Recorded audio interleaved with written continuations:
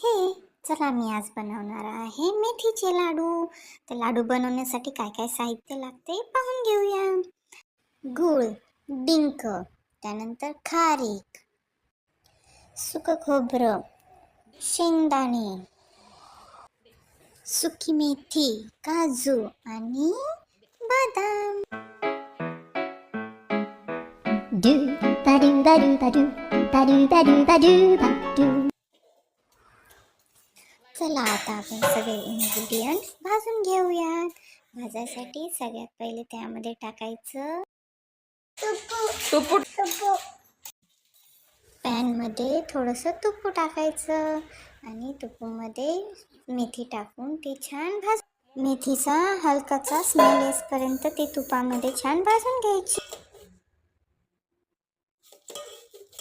मेथी छान भाजून झाली की ती काढून